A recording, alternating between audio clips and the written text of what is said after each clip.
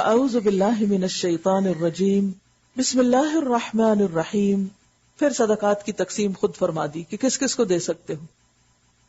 انما الصدقات للفقراء، بے شک صدقات تو فقراء کے لیے ہیں جن کے پاس کچھ بھی نہیں. والمساکین، اور مسکینوں کے لیے جن کے پاس ہے مگر ضرورت پوری نہیں ہوتی. والعاملین علیہا، جو اس پر کام کرنے والے ہیں، نہیں اس کو وصول کرتے ہیں، حفاظت کرتے ہیں، تقسیم کرتے ہیں، حساب کتاب کرتے ہیں.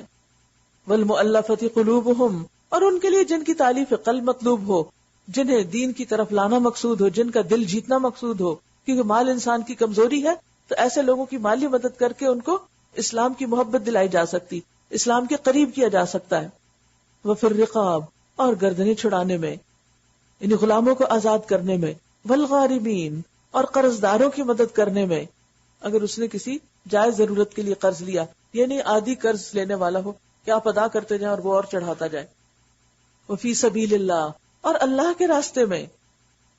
اللہ کا راستہ، اللہ کے دین کا راستہ، اللہ کے کام کے لیے گھر سے نکلنے کا جو بھی راستہ ہے. اس میں احادیث میں آتا ہے کہ حج اور عمرہ بھی فی سبیل اللہ داخل ہے. مثلا اگر کوئی شخص ایسا ہے کہ اس نے کچھ پیسے جمع کر لیے لیکن پورے نہیں ہیں اس کے پاس، اب وہ حج کو جانا چاہتا ہے، تو اب آپ کیا کرتے ہیں کہ اس کی مدد کر دیتے ہیں اور آپ اس کو حج کروا دیتے ہیں، کچھ پورشن آپ ڈال دیتے ہیں. تو یہ آپ وہاں زکوٰۃ کا پیسہ بھی ڈال سکتے ہیں. اسی طرح عمرہ ہے، تو اس میں بھی یہ ہے کہ بعض اوقات آپ دیکھتے ہیں کہ ایسے لوگ آپ کے آس پاس ہوتے ہیں کہ جو خود افورڈ نہیں کر سکتے لیکن ان کا شوق بہت ہوتا ہے. مجھے یاد ہے کہ میرے پاس جب میرا بیٹا چھوٹا تھا تو میری ساتھ ہیلپر تھی. وہ جب میرے پاس بیٹھتی تو رونے لگتی کہ مجھے حج پہ جانا، مجھے عمرے پہ جانا. بس میں اسے جب کچھ کہتی اچھا کیا چاہیے تمہیں، کیا ضرورت ہے، وہ کہتی بس مجھے حج کرنا ہے. اور ایک ہی تڑپ، بالکل ان پڑھ لیکن اتنی تڑپ کعبہ جانے کی. ظاہر ہے کہ اس کی آمدنی اتنی تو نہیں کہ وہ حج کے اخراجات اٹھا سکے. تو ایسے کچھ لوگ ہوتے ہیں کہ جو مالی طور پر انتہائی کمزور، لیکن ان کی تڑپ اور جذبہ بڑے بڑے مالداروں سے بھی زیادہ ہوتا ہے. تو ان لوگوں کی مدد بھی زکوٰۃ سے کی جا سکتی ہے، بشرطے کہ وہ زکوٰۃ کے مستحق ہو. یہ نہیں کہ آپ اپنے بہن بھائیوں کو زکوٰۃ سے عمرہ کروا لیں کیونکہ ویسے وہ جا نہیں رہے، حالانکہ وہ افورڈ کر سکتے ہیں. جو لوگ افورڈ کر سکتے ہو ان پہ زکوٰۃ نہیں لگے گی. فی سبیل اللہ جو ہے اس میں بہت وسعت ہے، اس میں دین کی خدمت کے بہت سے کام آتے. بعض علماء نے تو اس کو صرف قتال تک رکھا ہے کہ جو جنگ کے لیے جائے فی سبیل اللہ اس پہ خرچ کیا جائے، لیکن بہت سے علماء نے اس میں وسعت پیدا کی ہے. مثلا حج، عمرہ جیسے احادیث سے بھی پتہ چلتا ہے. اسی طرح طلب علم، یعنی اللہ کی راہ میں جو دین سیکھنے سکھانے والے ہیں، اگر وہ اپنی ضروریات پوری نہیں کر سکتے تو ان کے اخراجات پوری کرنے کے لیے، یعنی غریب اسٹوڈنٹس کی اسپانسرشپ کے لیے بھی زکوٰۃ استعمال کی جا سکتی ہے. پھر اسی طرح جہاد کا لفظ بھی محض قتال کے لیے استعمال نہیں ہوتا. اللہ کے دین کو پھیلانے کے لیے جو بھی دعویٰ ورک ہوتا ہے یا دین کی تبلیغ کا کام ہوتا ہے یا تعلیم کا کام ہوتا ہے، اس میں بھی زکوٰۃ کے پیسے لگائے جا سکتے ہیں. کیونکہ آپ دیکھیں قرآن مجید میں سورۃ الفرقان میں آتا ہے وَجَاهِدْهُمْ بِهِ جِهَادًا كَبِيرًا، کہ ان سے جہاد کرو، اس کے ذریعے یعنی قرآن کے ذریعے بہت بڑا جہاد. تو گویا قرآن کی تعلیم کو عام کرنے کے لیے جو پروجیکٹس اور منصوبے بنائے جاتے ہیں اس میں بھی زکوٰۃ کا پیسہ لگ سکتا ہے. مثلا اگر آپ طالب علموں کو کتابیں لے کر دیتے ہیں یا لائبریریز بناتے ہیں یا اسی طرح کچھ اور ضروریات ہیں، تو یہ سب کام پھر فی سبیل اللہ ہوتے ہیں. یعنی فی سبیل اللہ کو آپ یوں سمجھیے کہ اللہ کے راستے میں اللہ کی خاطر، یعنی وہاں پر کوئی انسانی ضرورت نہیں، جیسے فقیر کی انسانی ضرورت ہے، مسکین کی انسانی ضرورت ہے، اسی طرح غارمین مقروض لوگوں کی انسانی ضرورت ہے. لیکن جو دین کا کام ہے وہ کسی کی ذاتی ضرورت نہیں، وہ سب کی ایک بحیثیت کل ایک سب کی ایک ضرورت ہے. تو اس کاز کو پروموٹ کرنے کے لیے بھی یہ پیسہ لگایا جا سکتا ہے. کیونکہ بعض اوقات ایسا ہوتا ہے کہ اتنے ڈونیشنز لوگ نہیں دے سکتے یا اتنا صدقہ عام نہیں کر سکتے کہ مثلا ان کے پاس ہینڈ ٹو ماؤتھ ہے، تھوڑا بہت ہے، یعنی تھوڑا بہت خرچ کرتے ہیں، لیکن بعض اوقات ہیوج پروجیکٹس آ جاتے ہیں. مثلا اگر آپ دیکھیں کہ فی سبیل اللہ کوئی ایسی مشین لگانا ہے یا کوئی ایسی جگہ بنانی ہے کہ جس کو عام ڈونیشن سے پورا نہیں کیا جا سکتا، وہ نہیں بنائی جا سکتی، تو اس صورت میں پھر زکوٰۃ کا پیسہ اس پروجیکٹ میں لگے گا، لیکن وہ کسی ایک خاص شخص کی ملکیت نہیں ہوگا، کسی کا ذاتی مال نہیں ہوگا، وہ کیا ہوگا؟ عمومی فائدے کے لیے ہوگا. نبی صلی اللہ علیہ وسلم نے فرمایا قیامت تک میری امت میں ایسا گروہ ہوگا جو جہاد کرتا رہے گا. امام بخاری نے اس کی تشریح کیا کی کہ وہم اہل العلم، کہ وہ اہل علم ہے. کیونکہ علم کے ذریعے سے اسلام کی اشاعت کرنا، دعویٰ کا کام کرنا، اس کا دفاع کرنا، یہ فی سبیل اللہ کا بہت بڑا کام ہے. کیونکہ ہر شخص جنگ میں حصہ نہیں لیتا اور ہر وقت کوئی جنگ ہوتی بھی نہیں فی سبیل اللہ. تو پھر قیامت تک وہ گروہ کہاں سے آئے گا اور وہ کیا کام کرے گا؟ وہ دعویٰ کا کام، دین کی تبلیغ کا کام. وفی سبیل اللہ، اور اللہ کے راستے میں، وابن السبیل، اور مسافر، خواہ گھر میں اس کے پاس بہت کچھ ہو لیکن اگر سفر کی وجہ سے فقیر ہو جائے تو اس پہ بھی خرچ ہو سکتا ہے اگر وہ ضرورت مند ہو جائے.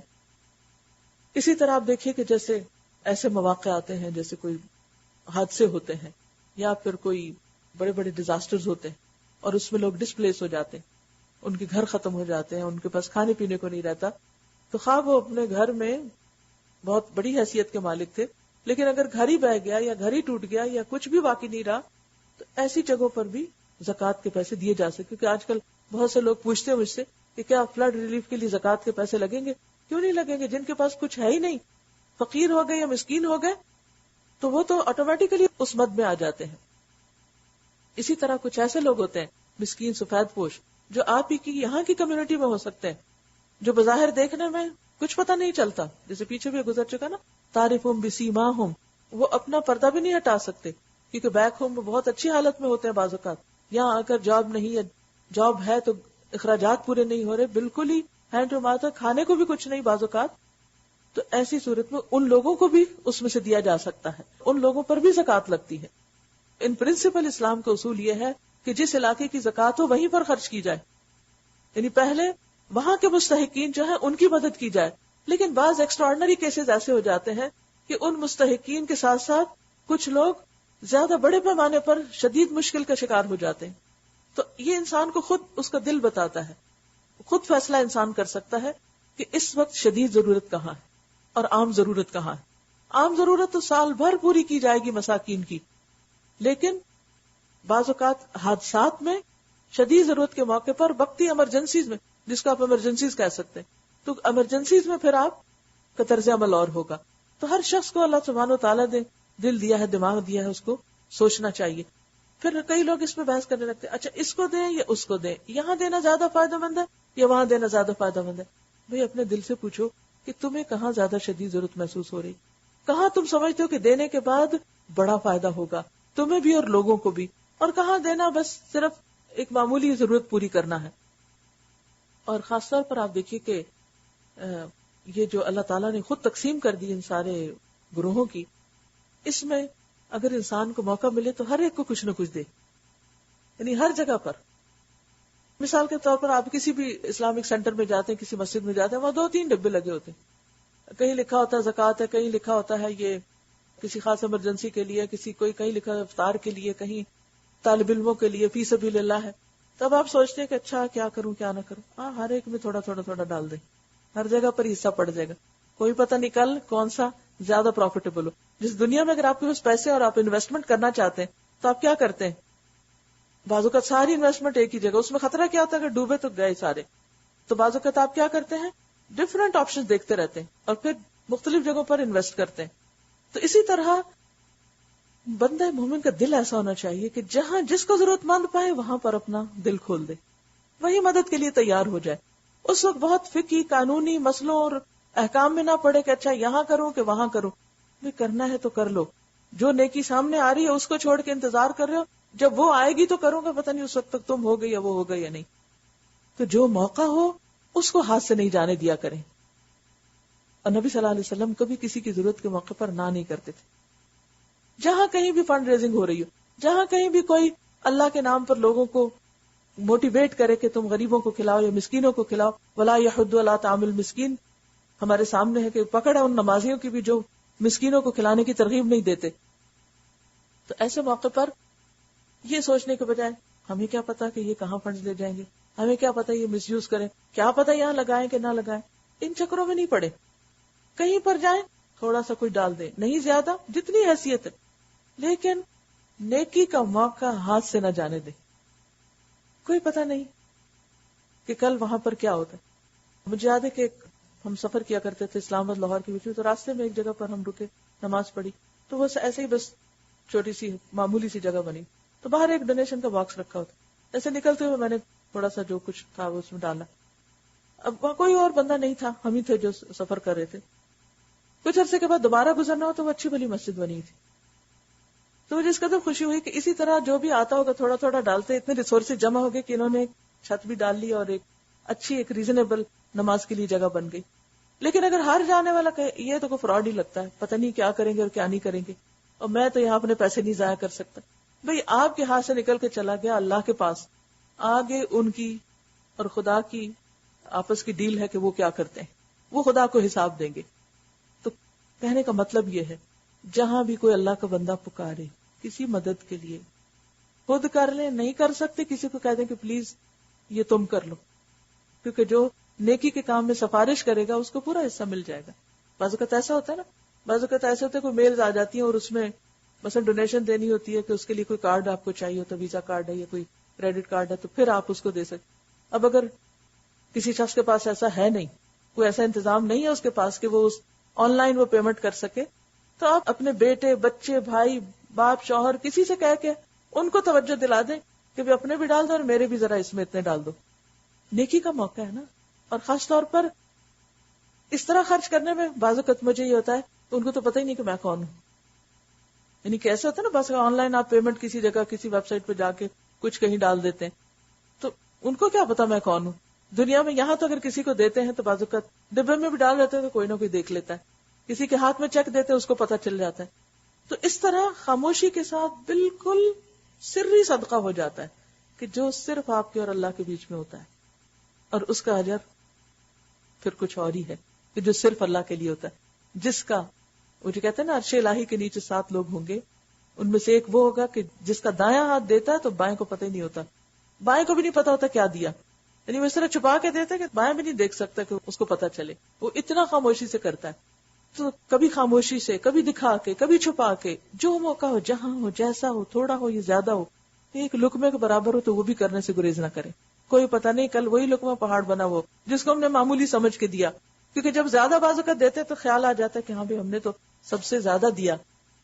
تو اس لیے بہتر یہ ہے کہ انسان جو توفیق ہو, جو کچھ بھی ہو, جہاں موقع ہو, بس خیر کرتا چلا جائے. کوئی پتہ نہیں کہ اس کے بعد کر سکتے ہیں یا نہیں, اور باقی جو رہ گیا وہ تو وارثوں کا ہے, وہ تو دوسروں کا ہے, وہ ہمارے فائدے کا نہیں, اس سے تو اور فائدے اٹھائیں گے. اور وہ جو مال مفت ان کو ملتا ہے ان کا دل بے رحم ہوتا ہے, وہ پھر اس کی اتنی پرواہ بھی نہیں کرتے. فریضۃ من اللہ, یہ ایک فریضہ ہے اللہ کی طرف سے, اور اللہ سب کچھ جاننے والا اور دانا و بینا ہے. ان میں سے کچھ لوگ ہیں جو اپنی باتوں سے نبی کو دکھ دیتے ہیں, کبھی الزام تراشی کر کے, کبھی ایسی غیر محتاط باتیں کر کے, اور خاص طور پر کیا کہتے ہیں, وَيَقُولُونَ هُوَ أُذُنٌ, کہتے ہیں یہ تو کانوں کا کچا, ہر ایک کی باتیں سن لیتے ہیں. اصل میں منافقین پیچھے پیچھے بڑی خرابیاں کرتے تھے. تو جب وہ دیکھتے کہ کوئی شخص نبی صلی اللہ علیہ وسلم کے پاس جا کے کچھ بتا رہا ہے تو ان کو خوف ہوتا ہے یہ ہماری بات بتائی جا رہی, تو وہ پھر اس کو تو چھوڑ دیتے جس سے نبی صلی اللہ علیہ وسلم کے بارے میں ایسی بات کرتے کہ آپ ہر ایک کی کیوں سنتے ہیں. حالانکہ ایک اچھا لیڈر جو ہوتا ہے اس کا فرض بنتا ہے کہ وہ دوسروں کی بات سنے کہ ان کو کیا مشکل ہے. کہو وہ تمہاری بھلائی کے لیے ایسا ہے, تمہارے فائدے کے لیے ایسا ہے. اللہ پر ایمان رکھتا ہے اور اہل ایمان پر اعتماد کرتا ہے, اور سراسر رحمت ہے ان لوگوں کے لیے جو تم میں سے ایماندار ہیں, اور جو لوگ اللہ کے رسول کو دکھ دیتے ہیں ان کے لیے دردناک سزا ہے. یہ لوگ تمہارے سامنے قسمیں کھاتے ہیں تاکہ تمہیں راضی کریں, حالانکہ اگر یہ مومن ہیں تو اللہ اور رسول اس کے زیادہ حقدار ہیں کہ یہ ان کو راضی کرنے کی فکر کریں. کیا انہیں معلوم نہیں کہ جو اللہ اور اس کے رسول کا مقابلہ کرتا ہے اس کے لیے دوزخ کی آگ ہے جس میں وہ ہمیشہ رہے گا, یہ بہت بڑی رسوائی ہے.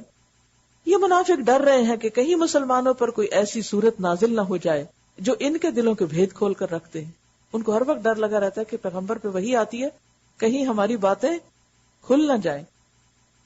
اے نبی صلی اللہ علیہ وسلم ان سے کہو اور مذاق اڑاؤ, اللہ اس چیز کو کھول دینے والا ہے جس کے کھل جانے سے تم ڈرتے ہو. اگر ان سے پوچھو کہ تم کیا باتیں کر رہے تھے تو جھٹ کہہ دیں گے کہ ہم تو ہنسی مذاق اور دل لگی کر رہے تھے, بس جوکنگ.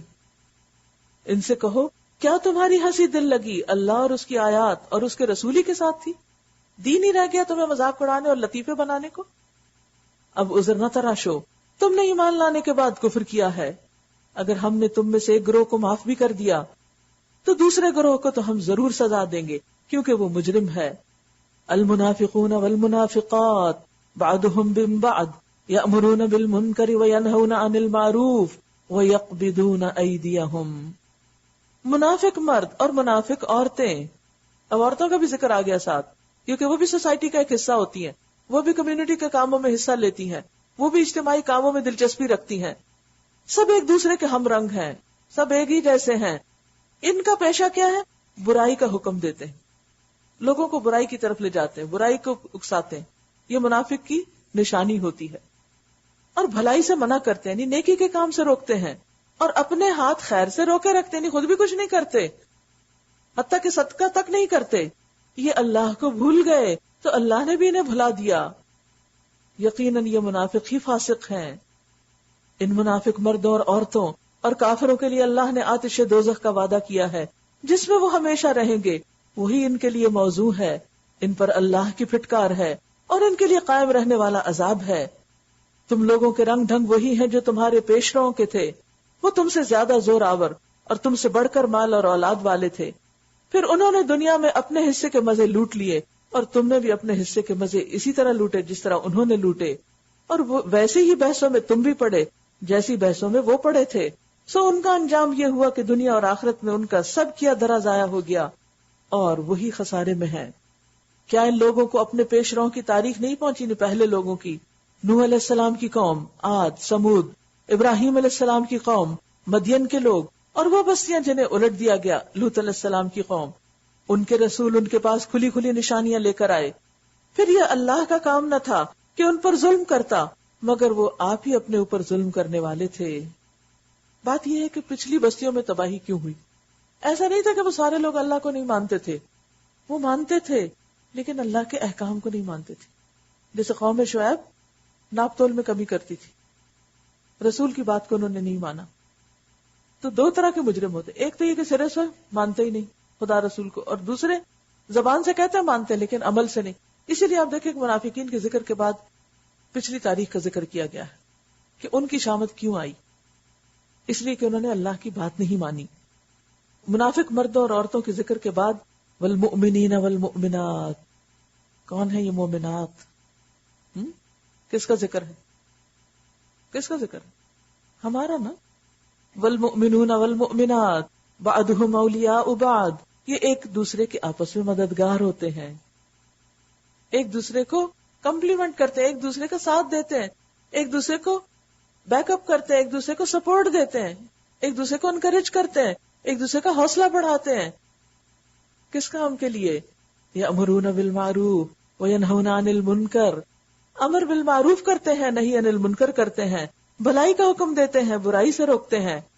تو اس سے یہ پتہ چلتا ہے کہ امر بالمعروف اور نہیں عن المنکر کے لیے ایک دوسرے کا تعاون چاہیے ہوتا ہے، ایک دوسرے کی مدد چاہیے ہوتی ہے.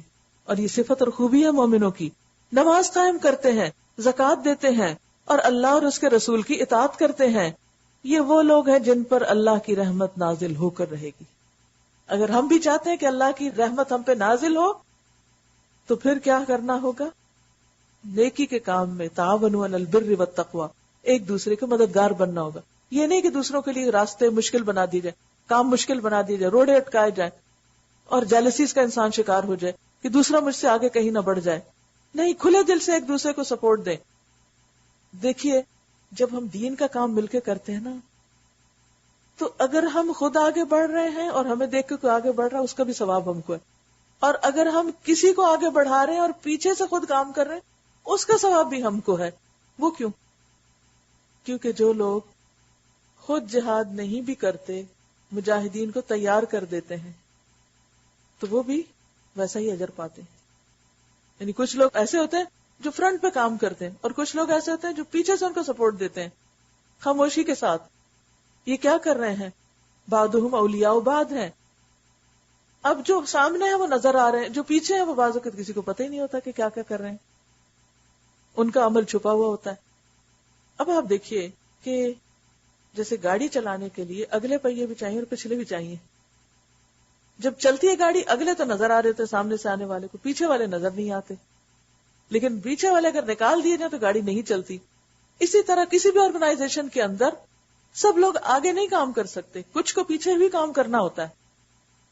جہاں بھی ہمیں موقع ملے ہم اگلا پہیا ہو کے پچھلا ہوں، ہم انجن ہو جو نظر نہیں آ رہا لیکن سارا کام وہی کر رہا چلانے کا، ہم کچھ بھی ہوں، اگر ہماری نیت اور ہماری کوشش صحیح ڈائریکشن پر ہے تو اجر میں پیچھے نہیں رہیں گے.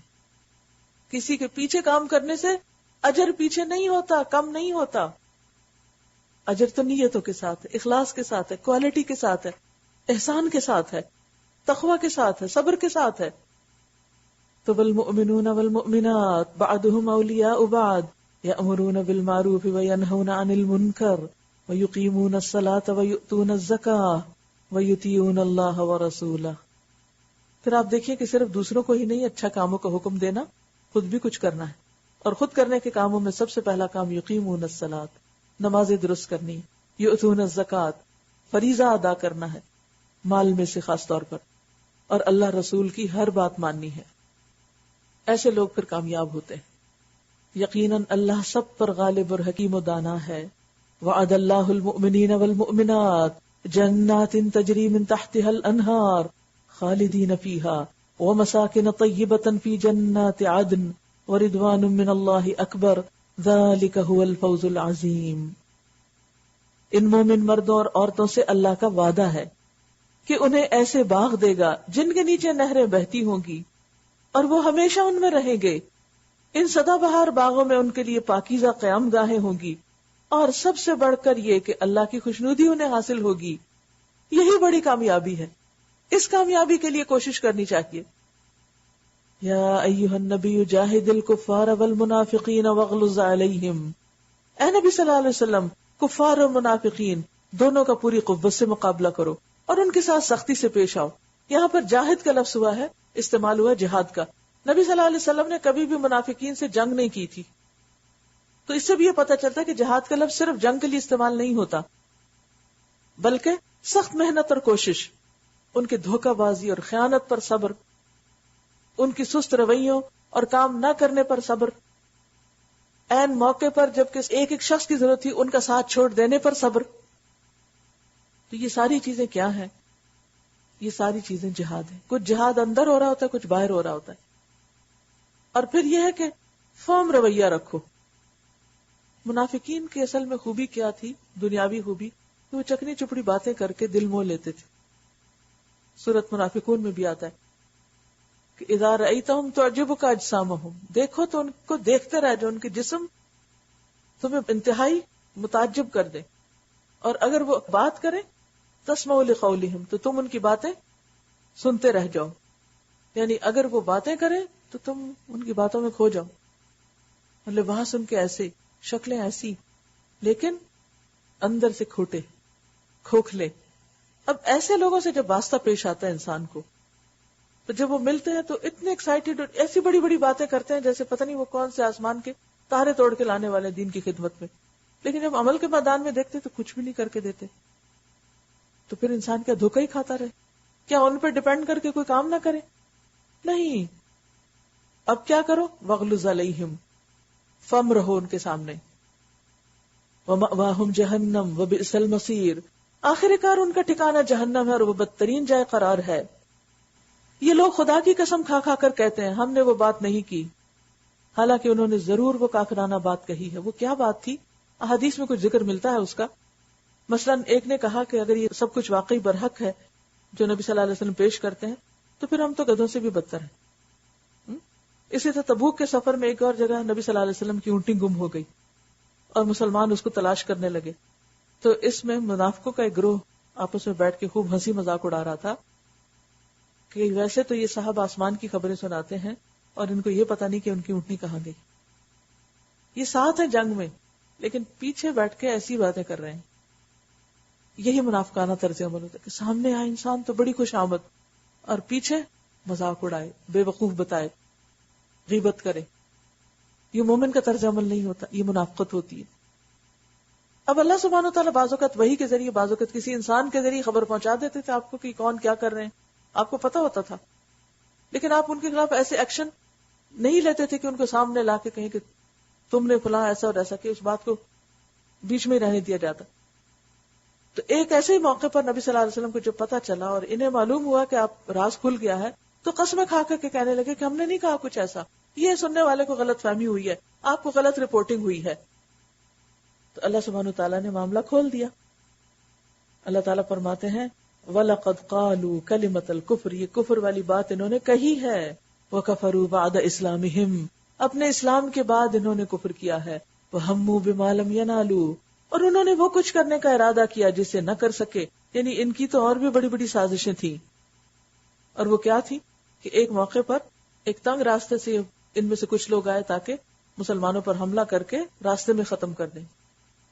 یہ سارا ان کا غصہ اسی بات پر ہے نا کہ اللہ اور اس کے رسول نے اپنے فضل سے ان کو غنی کر دیا، کیونکہ مدینہ معاشی اعتبار سے بہت کمزور تھا جب تک ہجرت نہیں ہوئی. ہجرت کے بعد مدینہ کی معاشی حالت بھی بہت درست ہوئی اور ان کے کاروبار میں بھی اضافہ ہوا. فرمایا کہ منافق اللہ کے اس احسان کو یاد نہیں کرتے کہ جو پیغمبر کے آنے کی وجہ سے ان پر ہوا، پھر بھی یہ اس کو دھوکہ دیتے ہیں اور اس کے خلاف باتیں کرتے ہیں. اور بعض اوقات ایسا ہوتا ہے کہ ہم جس سے فیض اٹھاتے ہیں اسی کو دھوکہ دے رہے ہوتے ہیں، اسی کی جڑیں کاٹ رہے ہوتے ہیں. تو کسی بھی انسان کے ساتھ، خواہ دین کا معاملہ ہو یا دنیا کا، نمک حرامی، دھوکہ بازی، بے وفائی، غداری، خیانت، یہ بدترین اخلاق ہے. کوئی بھی شخص جو آپ پر احسان کرے، آپ کا اخلاقی فرض کیا بنتا ہے کہ آپ کیا کریں اس کے ساتھ؟ اور کچھ نہیں کر سکتے تو خیر خواہی کریں. آپ اس کو کچھ نہیں دے سکتے جواب میں تو خیر خواہی تو کریں. لیکن منافقین کیا کرتے ہیں کہ وہ ہمیشہ ان لوگوں کا ساتھ دیتے ہیں جو دیکھتے ہیں کہ دوسرے فریق کے لوگ ہیں، گروپ بی ہے، یعنی منافقین ہیں، وہ انہی کے ساتھ جا ملتے ہیں. وَإِذَا خَلَوْا إِلَىٰ شَيَاطِينِهِمْ، اپنے ہی جیسے لوگوں کے ساتھ مل کر پھر سازشیں کرتے ہیں. اب اگر یہ اپنی اس روش سے باز آ جائیں تو انہی کے لیے بہتر ہے، اور اگر یہ باز نہ آئے تو اللہ ان کو دردناک سزا دے گا، دنیا میں بھی اور آخرت میں بھی. اور زمین میں کوئی نہیں جو ان کا حمایتی اور مددگار ہو. ان میں سے بعض ایسے بھی ہیں جنہوں نے اللہ سے عہد کیا تھا کہ اگر اس نے اپنے فضل سے ہم کو نوازا تو ہم خیرات کریں گے. بس تھوڑے دن کی بات ہے، کچھ مال آ جائے پھر دیکھیں ہم کیا کچھ دیتے ہیں، اور صالح بن کر رہیں گے. مگر جب اللہ نے اپنے فضل سے ان کو دولت مند کر دیا تو وہ بخل پر اتر آئے اور اپنے عہد سے ایسے پھرے کہ انہیں اس کی پرواہ تک نہیں. نتیجہ کیا ہوا؟ نتیجہ یہ نکلا کہ ان کی اس بدعہدی کی وجہ سے جو انہوں نے اللہ کے ساتھ کی، اور اس جھوٹ کی وجہ سے جو وہ بولتے رہے، اللہ نے ان کے دلوں میں نفاق بٹھا دیا جو اس کے حضور ان کی پیشی کے دن تک ان کا پیچھا نہ چھوڑے گا. دیکھیے کہ یہاں تو ایک خاص کانٹیکس میں بات ہو رہی ہے نا ان منافقین کی جو مدینہ میں تھے نبی صلی اللہ علیہ وسلم کے ساتھ، اور وہ دھوکہ بازیاں کرتے، وعدے توڑتے وغیرہ وغیرہ، بعض اوقات اللہ سے، بعض اوقات اہل ایمان سے. لیکن ہم بھی ذرا غور کریں، بعض اوقات ہم پہ کوئی مشکل آتی ہے تو ہم کہتے ہیں میں اتنا صدقہ کروں گی، فلاں کام کروں گی، جسے منت ماننا جس کو کہتے ہیں، عمرہ کروں گی، حج کروں گی، فلاں اگر میرے یہ پیسے مجھے مل جائیں. بس بعض اوقات لوگ غصب کر جاتے ہیں، کوئی آپ کے گھر پہ ناجائز قبضہ کیے ہوئے، کوئی آپ کے مال پہ ناجائز قبضہ کیے ہوئے، تو آپ کہتے ہیں اچھا ایک دفعہ مجھے مل جائے پھر آدھا تو میں اللہ ہی کے راستے میں دے دوں گا. اب کیا ہوتا ہے، وہ مل جاتا ہے، پھر آپ کہتے ہیں اچھا اب تو میری اپنی بڑی ضرورتیں ہو گئی، پھر فتوے لینے لگتے ہیں کہ اچھا اب کیا کریں. یاد رکھیے اللہ سے کیے ہوئے وعدوں کو پورا کریں. شروع میں ذکر ہوا تھا فاسق کون تھے؟ جو اللہ سے کیے ہوئے عہد توڑتے ہیں. اور مومن کی پہچان کیا ہے؟ کہ جب وہ اللہ کا نام لے کر خود اللہ سے کوئی وعدہ کر لیتے ہیں یا بندوں سے کر لیتے ہیں تو وہ اس کو نبھاتے ہیں. اور جو ایسا نہ کرے، اللہ سے کیے ہوئے وعدوں کو توڑے، تو پھر اس کی سزا کیا ہوتی ہے کہ اللہ تعالیٰ دلوں کو مردہ کر دیتا ہے، بے حس کر دیتا ہے، نیکی کے کاموں سے محروم کر دیتا ہے، خیر اور بھلائی کی طرف نکلنے کے لیے دل نہیں چاہتا. اور چونکہ انہوں نے تو براہ راست اتنا بڑا دھوکہ کیا تو اللہ تعالیٰ نے قیامت تک ان کے اوپر نفاق کا ٹھپا لگا دیا، ان سے ایمان کی توفیق چھین لی. کیا یہ لوگ جانتے نہیں کہ اللہ کو ان کے مخفی راز اور ان کی پوشیدہ سرگوشیاں تک معلوم ہے؟ چپ کے جو کہتے ہیں وہ بھی پتا ہے، اور وہ تمام غیب کی باتوں سے پوری طرح باخبر ہے. وہ خوب جانتا ہے کہ ان کنجوس دولت مندوں کو جو برضا اور رغبت دینے والے اہل ایمان کی قربانیوں پہ باتیں چھاٹتے ہیں اور ان لوگوں کا مذاق اڑاتے ہیں جن کے پاس راہ خدا میں دینے کے لیے اس کے سوا کچھ نہیں، جو وہ اپنے اوپر مشقت برداشت کر کے دیتے ہیں۔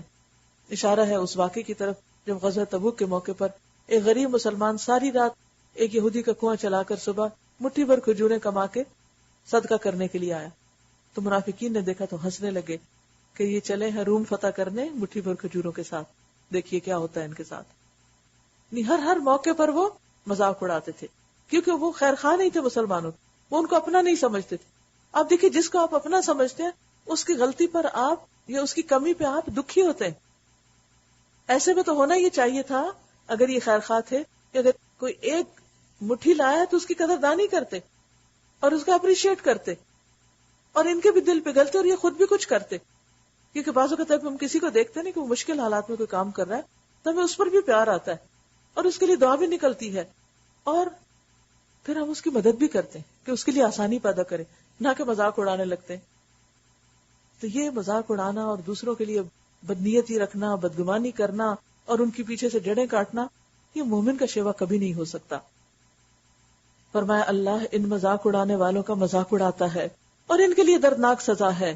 اے نبی صلی اللہ علیہ وسلم، تم خواہ ایسے لوگوں کے لیے معافی کی درخواست کرو یا نہ کرو، اگر تم 70 بار بھی انہیں معاف کر دینے کی دعا مانگو تو اللہ انہیں ہرگز معاف نہ کرے گا۔ منافقت ایسی بدترین بیماری ہے کہ جس کا مریض مر جائے تو اس کے لیے دعا کرنے والوں کی دعا بھی اس کو نہیں پہنچتی۔ اگر کوئی منافقت کی حالت میں جان دے دے، اللہ رسول کا مذاق اڑاتے، دین والوں کا مذاق اڑاتے، دین والوں کو دھوکہ دیتے، ان کی مخبری کرتے، ان کو سپائے کرتے اور ان کو نقصان دیتے، تو پھر بظاہر وہ مسلمان کی حیثیت سے کیوں نہ مرا ہو، اس کے مرنے پر جو جنازہ پڑا جائے گا یا بعد میں دعائیں کی جائیں گی، اللہ تعالیٰ فرماتے ہیں ان کے لیے تو کوئی دعا بھی قبول نہیں ہوگی۔ اور پھر نبی کی دعا قبول نہیں ان کے لیے، استغفر لہم او لا تستغفر لہم ان تستغفر لہم 70 مرہ فلن یغفر اللہ لہم۔ کیوں؟ ذالک بانہم کفروا باللہ ورسولہ، یہ اس لیے کہ انہوں نے اللہ اور اس کے رسول کے ساتھ انکار کیا، ان کی بات نہیں مانی۔ واللہ لا یہدی القوم الفاسقین، اور اللہ فاسق لوگوں کو ہدایت نہیں دیتا۔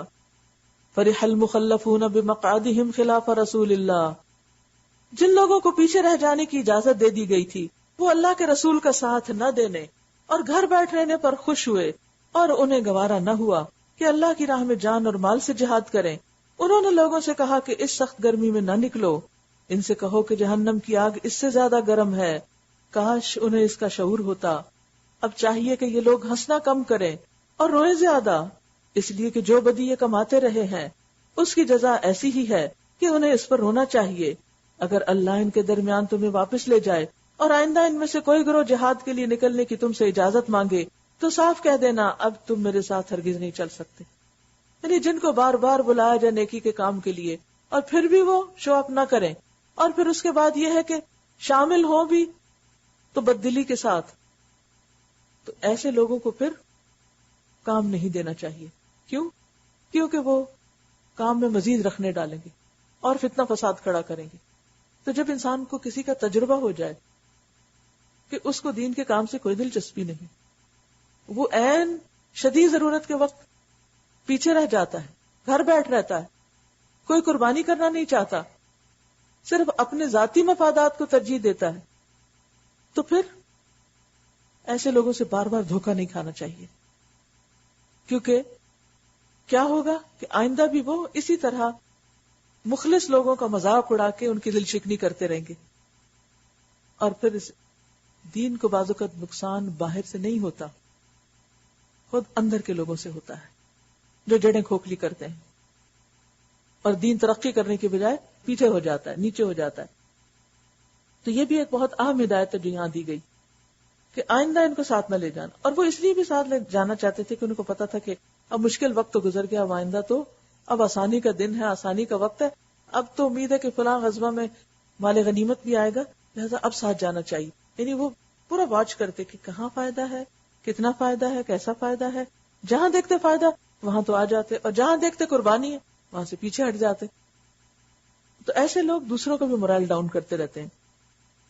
اور فرمایا نہ تم میرے ساتھ چل سکتے ہو، نہ میری معیت میں کسی دشمن سے لڑ سکتے ہو، تم نے پہلے بیٹھ رہنے کو پسند کیا تھا تو اب گھر بیٹھ رہنے والوں کے ساتھ تم بھی بیٹھے رہو. گھر بیٹھ رہنے والے کون تھے؟ یا تو خواتین تھی، یا پھر بیمار تھے، یا بہت بوڑھے لوگ. اور آئندہ ان میں سے جو کوئی مرے اس کی نماز جنازہ بھی تم ہرگز نہ پڑھنا، اور نہ کبھی اس کی قبر پر کھڑے ہونا، کیونکہ انہوں نے اللہ اور اس کے رسول کے ساتھ کفر کیا ہے.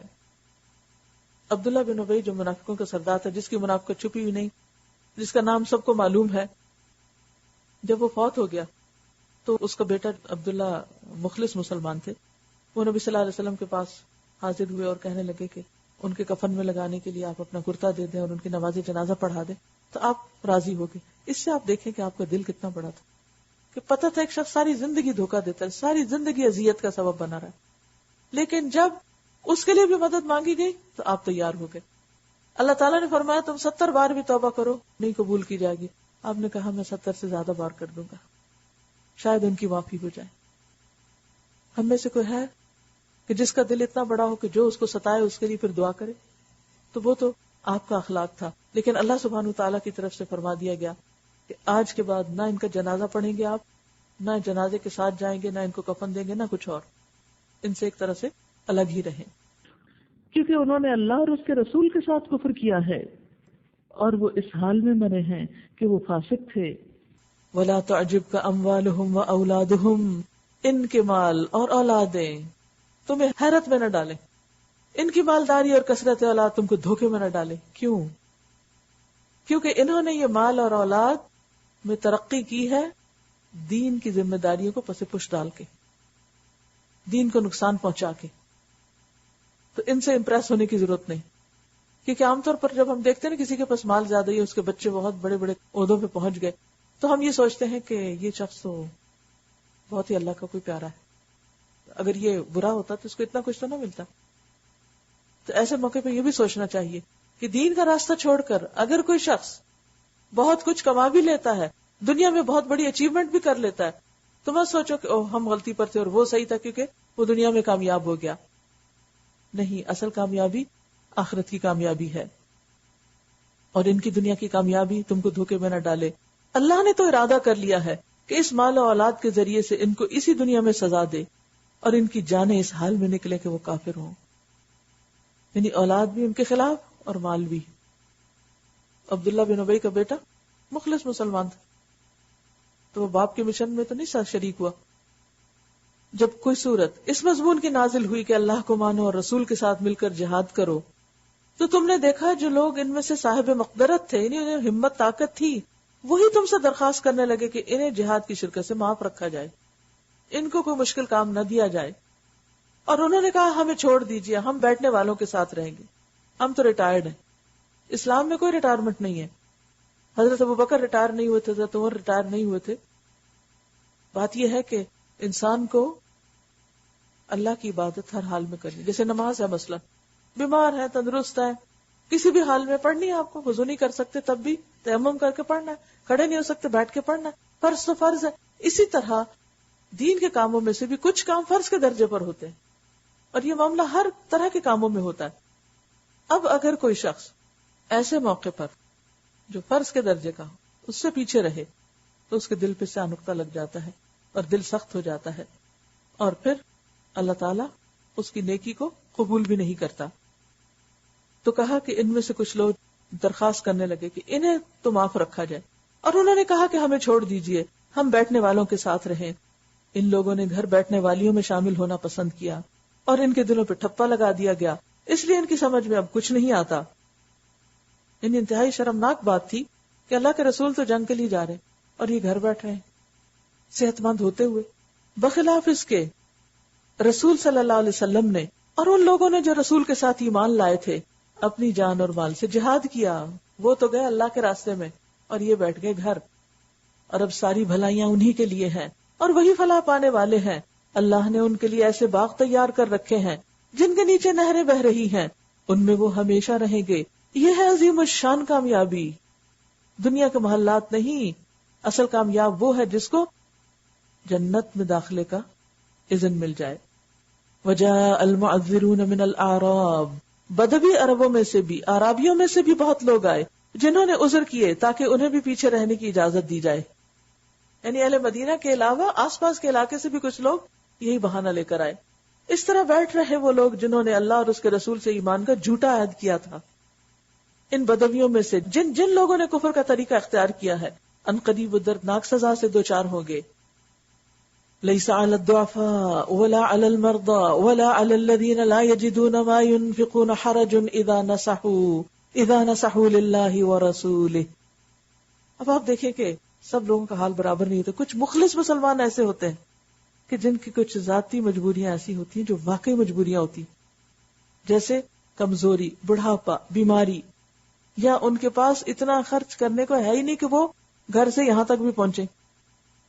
تو فرمایا ضعیف اور بیمار لوگ اور وہ لوگ جو شرکت جہاد کے لیے راہ نہیں پاتے، ریسورسز ہی نہیں، اگر پیچھے رہ جائیں تو کوئی حرج نہیں، جبکہ وہ خلوص دل کے ساتھ اللہ اور اس کے رسول کے وفادار ہوں.